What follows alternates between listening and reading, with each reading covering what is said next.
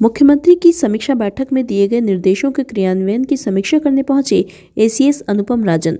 संभाग स्तरीय समीक्षा में राजन ने कमिश्नर और जिलों के कलेक्टर के साथ बैठक की। इस मौके पर हितग्राही योजनाओं को धरातल तक पहुंचाने पर दिया जोर। अनुपम राजन ने मुख्यमंत्री जन कल्याण अभियान का लाभ जनता तक पहुंचाने, राजस्व महाअभियान का समय बढ़ाकर 26 जनवरी तक करने की जानकारी भी दी। जैसा आप जानते हैं कि माननीय मुख्यमंत्री जी ने सभी संभागीय मुख्यालयों पर जाकर के संभागीय समीक्षा बैठकें की थी।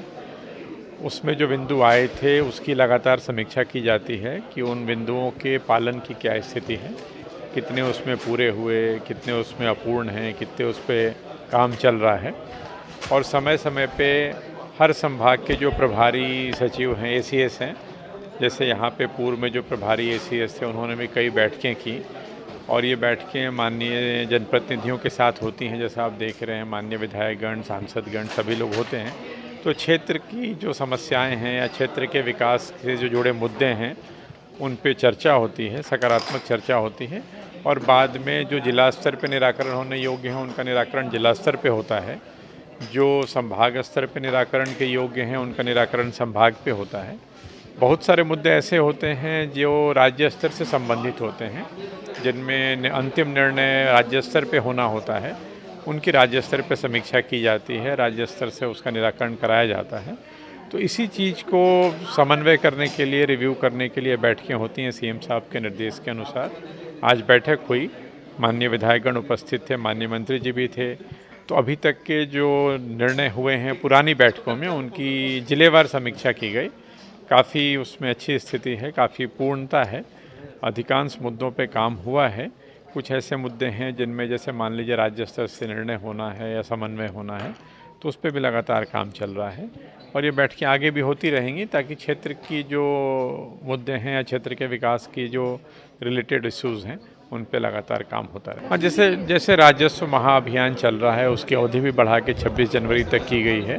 तो जो नामांतरण है, सीमांकन है, बंटवारा है, इसके जो लंबित प्रकरण हैं, हर जिले में लगभग 97, 98, 99% निराकरण हुआ है। न के बराबर प्रकरण है उनका भी शीघ्र निराकरण हो जाएगा।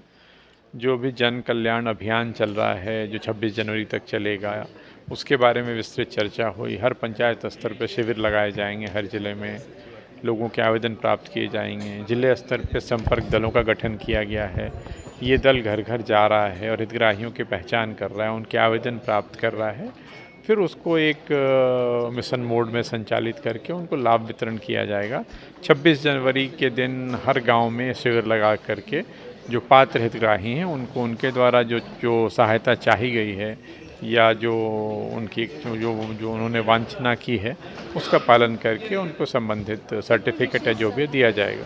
नहीं, उनके अपने अपने क्षेत्र के जैसे जो मुद्दे होते हैं, कहीं पे मान लीजिए पुलिस चौकी की स्थापना करनी है, कहीं पे हो सकता है सड़क, जैसे कोई स्कूल है उसकी अप्रोच रोड नहीं है, जैसे कहीं पे अस्पताल है उसके लिए बजट की और आवश्यकता है, स्टाफ की और आवश्यकता है, छात्रवृत्ति वितरण है। तो इस तरह की जो ऑनगोइंग स्कीम्स हैं उनके बारे में बातचीत हुई है। और जैसे कहीं पे मान लीजिए फॉरेस्ट का क्लियरेंस लंबित है, तो कहीं पे बिजली से रिलेटेड मुद्दे हैं, तो इन सभी मुद्दों को नोट किया जाता है जब भी बैठक होती है। विकास तो एक डेवलपमेंट एक सतत प्रक्रिया है, तो जो भी इशूज़ आते हैं उसको नोट करते हैं और जिस लेवल से उसका निराकरण होना है उस लेवल से उसका निराकरण सुनिश्चित किया जाता है।